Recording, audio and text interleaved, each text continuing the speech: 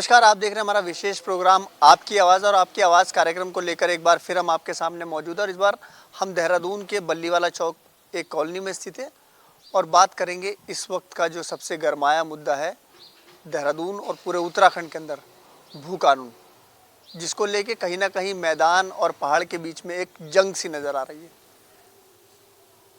प्रेमचंद अग्रवाल जो मंत्री हैं उन्होंने एक बयान दिया जिसको लेकर के कहें कि जो उत्तराखंड के लोग हैं वो कहीं ना कहीं विरोध करते नज़र आ रहे हैं। लेकिन वहीं धामी सरकार जिस तरीके से नए नए कानूनों को बना रही है उन्हीं सभी चीज़ों पर चर्चा करने के लिए इस वक्त हमारे साथ कुछ लोग मौजूद हैं। हम उनसे समझेंगे और उनसे जानेंगे कि किस तरीके से वो देखते हैं उत्तराखंड के अंदर यूसीसी को, भू कानून को किस तरीके से देखते हैं, क्योंकि इस वक्त के बड़े ऐसे मुद्दे हैं जिनको लेकर के हर घर में कहीं ना कहीं चाय के समय पे चर्चा ज़रूर होती है। तो कुछ लोग हमारे साथ मौजूद हैं, उनसे बातचीत करेंगे। सर, क्या नाम है आपका? बाबू बंसल। बोलिए जी, सरकार किस तरीके का काम कर रही है ये आपको दिख रहा होगा। साथ ही साथ लैंड लॉ को लेकर के एक बड़ी मांग उत्तराखंड के अंदर उठी कि लैंड लॉ होना चाहिए। उसके बाद लैंड लॉ जैसी कानून उत्तराखंड के अंदर आ गए, उसके बाद यूसीसी आता है। तो क्या समझते हैं, किस तरीके से देख रहे हैं पहले इसमें? ये बढ़िया कानून है और जिस प्रकार से उत्तराखंड में भूमाफियाओं द्वारा ज़मीन की खरीद फरोख्त हो रही थी उसको रोकने के लिए बहुत अच्छा कदम हमारी सरकार, धामी सरकार ने उठाया। क्यों जो यहाँ का मूल निवासी है, उत्तराखंड का निवासी है, वो उनकी ज़मीनों को बाहर के लोग खरीद रहे थे ताकि, और यहाँ का जो लोकल आदमी था वो नहीं खरीद पा रहा था कि उनकी वजह से रेट बढ़े। और अब जो सीमित मात्रा उन्होंने कर दिया कि 250 मीटर से ज़्यादा ज़मीन बाहर का आदमी नहीं खरीद सकता, बहुत अच्छा कदम ये धामी सरकार का मानता हूँ। देखिए, लैंड लॉ को लेकर के पहले भी चर्चा थी। त्रिवेंद्र सिंह रावत जब मुख्यमंत्री थे, लैंड लॉ उन्होंने भी बनाया, लेकिन उन्होंने कहीं ना कहीं एक छूट दी। एक एमओयू उनके समय पे काफ़ी हुए, जैसे इन्वेस्टर समिट्स उत्तराखंड में होती है, और उत्तराखंड में जब इंडस्ट्री डेवलप होगी या कहें कि एक तरीके से जब निवेश होगा उसके बाद ही तमाम रोज़गार और ये सब चीज़ें डेवलप होंगे। तो इसे किस तरीके से देखते हैं, क्योंकि जैसे जैसे भू कानून उत्तराखंड के अंदर अपना कब्जा कर रहा है, कहीं कि जैसे भू कानून हुआ तो कहीं ना कहीं इंडस्ट्रियलिस्ट जो हैं या कहीं कि जो रोज़गार लगाना चाहते हैं या जो इंडस्ट्री खड़ा करना चाहते हैं उत्तराखंड में, उनके मन के अंदर एक डर है कि अगर भू कानून आ जाएगा तो हम किस तरीके से निवेश करेंगे। तो इसे किस तरीके से देखते हैं? ये कानून तो बहुत अच्छा है। मतलब यहाँ हर आदमी डरता है आने से कि यहाँ कैसे काम चलाएंगे, क्या करेंगे, लेकिन है नहीं ऐसा कुछ। ठीक है। अगर व्यापारियों की नज़र से बात करें या कहें कि अगर हम यहाँ पर रोज़गार लगाना चाहें तो उनके मन में डर है कि अगर ज़मीन हमारी नहीं होगी या ज़मीन पे हमको सरकार उस तरीके से फ्री हैंड नहीं देगी तो हम निवेश किस तरीके से करेंगे, बड़ी इंडस्ट्री कैसे डेवलप होगी। एक तरीके से कहें कि अगर इसका दूसरा पहलू देखेंगे तो वो है कि रोज़गार के ऊपर एक तरीके से रोक लग जानी, क्योंकि जब उसे किस तरीके से रोजगार तो यहाँ है नहीं, बिल्कुल भी नहीं। जो यहाँ के निवासी हैं वो लगभग बाहर जाते हैं, जितना यंग है वो सब बाहर जाता है। यहाँ रोजगार नाम मात्र को है ही नहीं। तो जो बाहर की कंपनियाँ वो आती नहीं है, इस वजह से कि यहाँ डेवलपमेंट है ही नहीं बिल्कुल भी।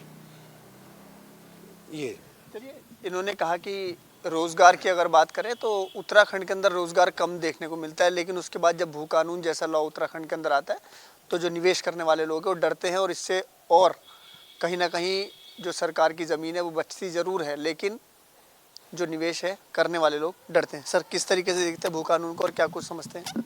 मेरा मानना है कि भू कानून जो लगा है उसमें फ़ायदे भी हैं, नुकसान भी है।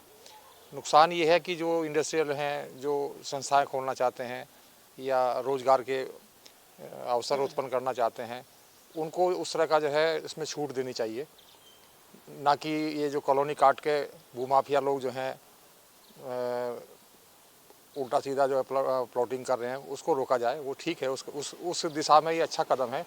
लेकिन जो यहाँ पर कोई संस्थाएं खोलना चाहते हैं, कोई उद्योग धंधे खोलना चाहते हैं जिससे यहाँ के युवाओं को रोज़गार मिले, उस दशा में इन्हें जो है इसमें अमेंडमेंट करना चाहिए, मेरा ये मानना है। सर, आप किस तरीके से देखते हैं भू कानून को और क्या समझते हैं, किस तरीके की बदलाव इसमें होने चाहिए या भू कानून जैसा बना पर? थोड़ा सा इसमें बदलाव की आवश्यकता है, क्योंकि इन्होंने जैसे एक 250 इस गज के हिसाब से इन्होंने बना दिया, क्या 250 गज से ऊपर कोई नहीं ले सकता, तो ऐसा नहीं है। इसमें थोड़ा सा इनको ऑप्शन करना चाहिए, अगर किसी को ज़्यादा भी लेना है तो ज़्यादा ले लें, लेकिन कुछ उसमें कानून बनाने के हिसाब से इनको करके, और ज़्यादा ज़मीन के लिए भी इनको ऑप्शन देना चाहिए इनको। और रोज़गार का है जहाँ तक सवाल, तो रोज़गार तो यहाँ पर है ही नहीं, खैर ना के बराबर है। सिर्फ यहाँ पर जो है एक आपके प्राकृतिक वो है खनन वगैरह, जैसे बिजली का है, डैम वगैरह बना दिया है, बिजली होती है आपके जो है टूरिस्ट वगैरह आता है, इससे थोड़ा सा इनका रोज़गार है। बाकी रोज़गार के नाम पे तो इनके पास कुछ है नहीं। तो मेरा मानना यह है कि थोड़ा सा इनमें जो है भू कानून बना रहे हैं तो थोड़ा सा इनको वो रखना चाहिए, थोड़ा कि नीचे से भी आदमी आए, लेकिन मतलब ऑप्शनल रखें इनका जो है। चलिए देखिए, मैं थोड़ा भू कानून के बारे में बता दूं तो सरकार ने ये कहा है कि भू कानून उत्तराखंड में जब लागू हो रहा है तो उसमें कहीं ना कहीं जिनको ज़मीन लेनी होगी, पहले डीएम उसकी परमिशन देते थे, लेकिन अब शासन खुद उसकी परमिशन दिया करेगा। डीएम के हाथ से उस पावर को ले लिया गया है। और अगर आपको एग्रीकल्चर जो लैंड होगी, अगर आपको लेनी है, पहले तो आपको मिलेगी नहीं, लेकिन अगर आपको लेनी होगी तो सरकार की परमिशन चाहिए होगी। और जिस ज़मीन का जो राइट होगा, चाहे वो कमर्शियल हो चाहे वो रेजिडेंशियल हो, उस राइट को आप चेंज नहीं कर पाएंगे। तो क्या कुछ समझते हैं सर, भू कानून को किस तरीके से देखते हैं, या कुछ उसमें फेरबदल एज ए पब्लिक आप समझते हैं कि उसमें होना चाहिए? थोड़ा फेरबदल की आवश्यकता है उसमें। एक्चुअली जो इंडस्ट्रियलाइजेशन ज़रूरी है यहाँ पर, क्योंकि रोज़गार है नहीं यहाँ पे, युवा यहाँ पे बाहर जा रहा है, तो उसके लिए ये करना चाहिए इनको कि थोड़ा जो इंडस्ट्रीज़ है हमारी, उनको थोड़ा रिलैक्स देना चाहिए कि भाई इंडस्ट्री जो लगा सकें, ताकि रोज़गार सृजन हो यहाँ पे और लोग आएँ और रोज़गार करें और यहाँ से युवा बाहर ना जाए। तो मेरा मानना यह है कि थोड़ा अमेंडमेंट की आवश्यकता है, जिसमें अमेंडमेंट करना चाहिए इनको। बाकी भू कानून अच्छा कानून है, ताकि भू माफिया पर पूरा कब्जा ना हो, और ये जो कॉलोनी वगैरह कट रही हैं ये भी कम होंगी उससे, क्योंकि मेन जो रोज़गार आएगा इंडस्ट्री से आएगा, कॉलोनी से तो आएगा नहीं। इसलिए मेरा मानना यह है कि इसको रोज़गार सृजन के लिए इंडस्ट्री को रिलैक्सेशन देना चाहिए। एक बड़ा आप लोगों के बीच से एक बात निकल के आ रही है कि अवैध निर्माण, एक तरीके से कहा जाए कि अवैध निर्माण शहर के अंदर हो रहा है, तो उसके लिए प्राधिकरण बनाए गए हैं। प्राधिकरण अगर अपनी जिम्मेदारी को नहीं करेगा तो उसको किस तरीके से देखते हैं आप लोग फिर? हाँ, प्राधिकरण को भी जिम्मेदारी देनी चाहिए भाई। आजकल यही होता है कि पहले कॉलोनी काटनी है तो सबसे पहले कहा जाता है कि प्राधिकरण के पास जाओ और अंडर टेबल दो और अपना काम चला लो, भाई यही माना जाता है। लेकिन ये सही नहीं है, और इंडस्ट्रीज इसी मतलब जो प्राधिकरण है उसको भी थोड़ा सख्त होना पड़ेगा इसके लिए, ताकि अवैध कॉलोनी ना कटे और अवैध ज़मीन पर ना कटे, ताकि जो हमारे वन विभाग की ज़मीन है वो ना कब्जाई जाए। या इसी के लिए बहुत ज़रूरी है चीज़। एक और व्यक्ति हमारे साथ मौजूद है, हम इनसे भी समझेंगे। सर, भू कानून को पहले किस तरीके से देखते हैं, और जो चीज़ें भू कानून अगर आपने पढ़ा होगा या थोड़ा बहुत सुना होगा टीवी के माध्यम से या सोशल मीडिया के माध्यम से, तो क्या कुछ लगता है कि भू कानून कैसा होना चाहिए?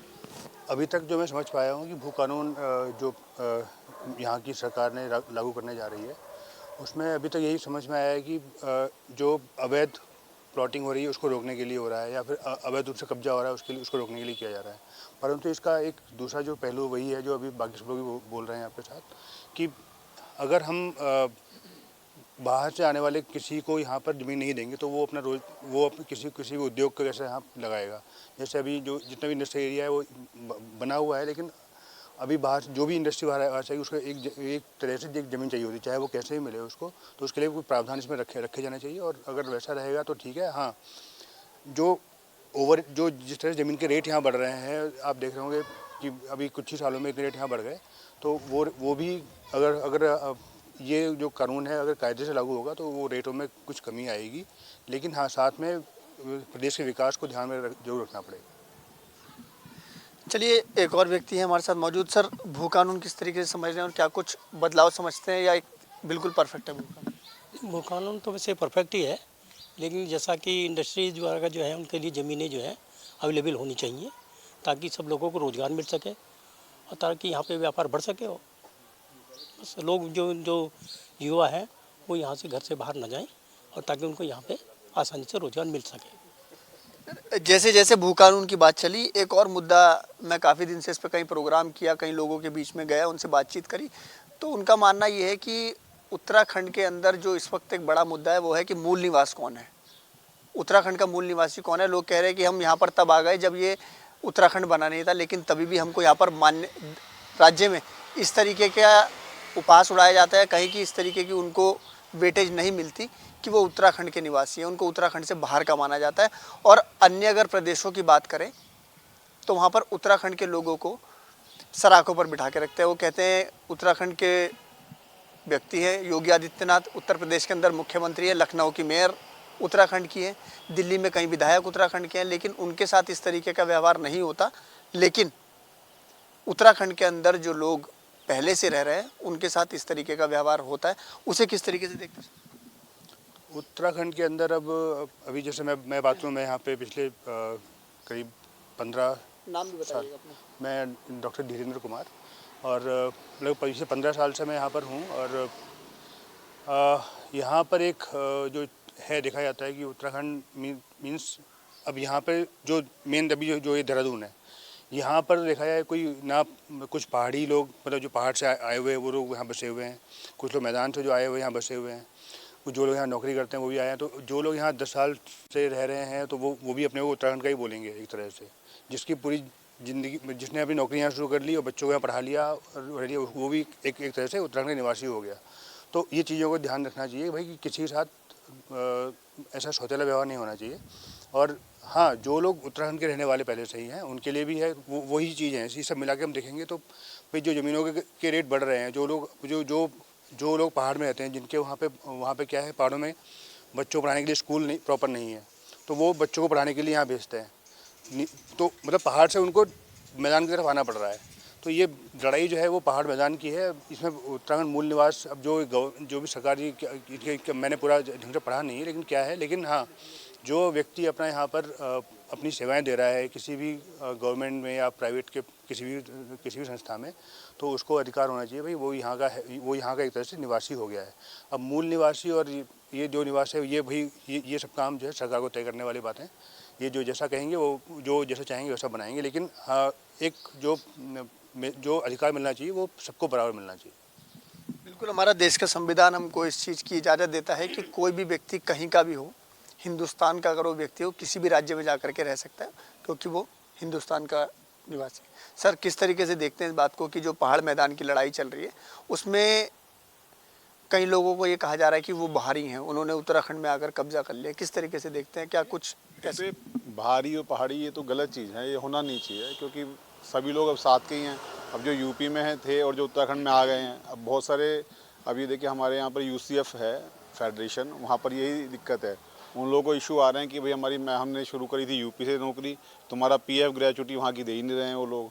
तो इस तरीके की जो समस्याएं दूर होनी चाहिए। और ये भाई जब हम उत्तराखंड में आ गए, पिछले 20 साल से रह रहे हैं, तो उत्तराखंड के ही तो हो गए हम लोग, यूपी के कहाँ रहे? हमारी तो नौकरी सारी यहीं की हो गई। तो इस चीज़ का ध्यान रखना चाहिए, प्रशासन को थोड़े अमेंडमेंट करने चाहिए इस चीज़ के लिए मूल निवास में, ताकि ये ठीक समस्या दूर हो जाए इस चीज़ की, और पहाड़वाद प्लेनवाद ना हो, यही मेरा कहना है। हाँ जी, सब उत्तराखंड के माने। हाँ बिल्कुल बिल्कुल, कुछ भी इस तरीके से रखा जाना चाहिए।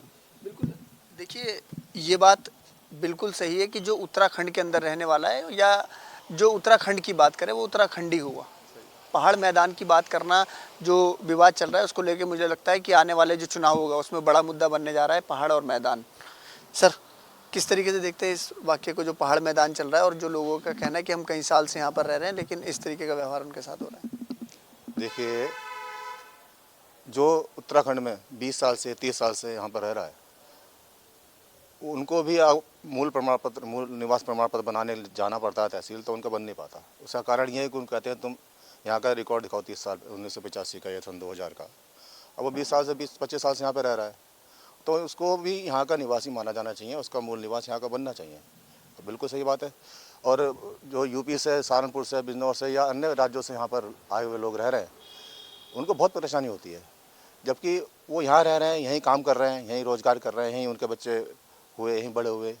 अब उनको मूल निवास या डोमिसाइल बनाने के लिए उनको तरह तरह के फॉर्मेलिटीज़ मांगी जाती है, वो नहीं कर पाते।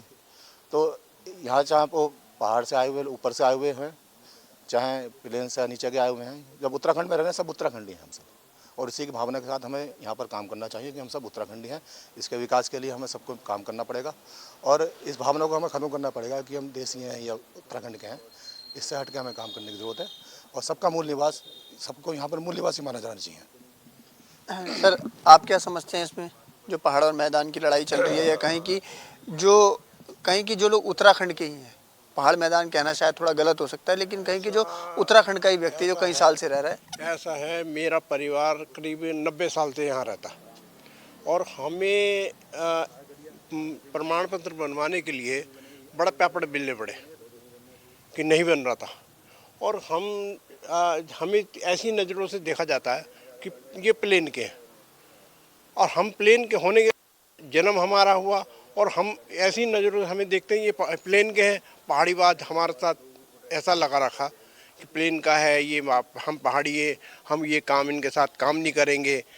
मैं नावी सर्विस में था, रिटायर्ड हूँ, लेकिन हमारे जो वहाँ विभाग में ऐसा द्वेष था, ऐसा था कि पहाड़वाद अलग, प्लेनवाद अलग, इस तरह का व्यवहार था कि हम नौकरी करना हमारे लिए बड़ा परेशानी थी, है ना।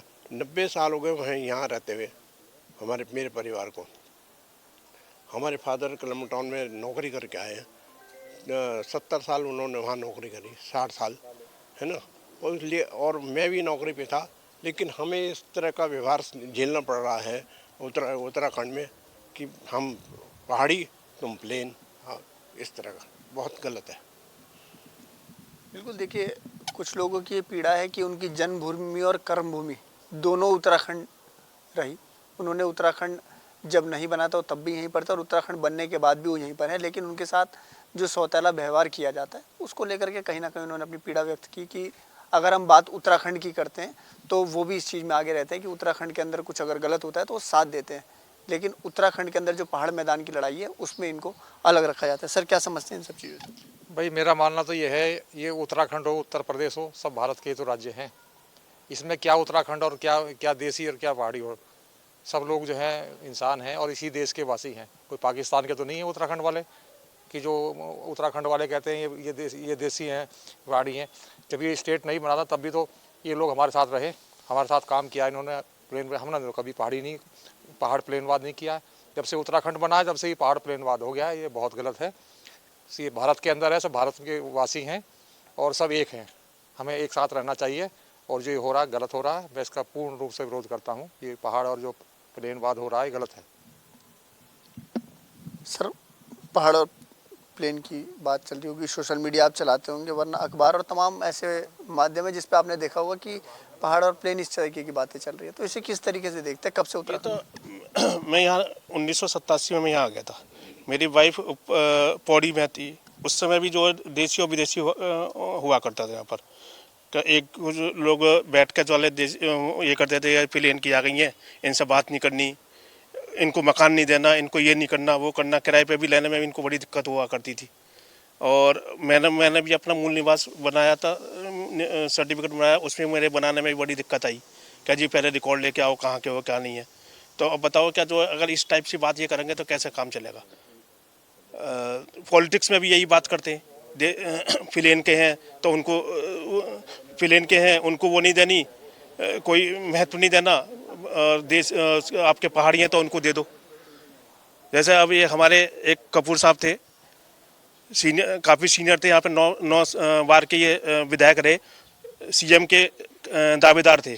उनको देसी होने के मतलब प्लेन के होने की वजह से उनको सीएम के वो भी नहीं दे पाए इनको। क्यों? क्योंकि वो प्लेन के थे, जबकि उनमें क्या काबिलियत नहीं थी उनके पास। तो ये मतलब उत्तराखंड बनने के बाद ये तो एक माइनस पॉइंट हुआ इनका, जो इनको ऐसा नहीं करना चाहिए। भाई सब हैं जो है, सब इसी देश के हैं, सब हिंदुस्तानी हैं। अब ये क्या थोड़ी है जो है प्लेन और वो कर दिया, क्या जो ये प्लेन के हैं तो यहाँ इनको वो नहीं देंगे जो। तो ये है मेरा मानना, तो इनको ऐसा नहीं करना चाहिए। बिल्कुल, देखिए अगर पहली चीज़ देखी जाए तो हम सब भारतीय हैं।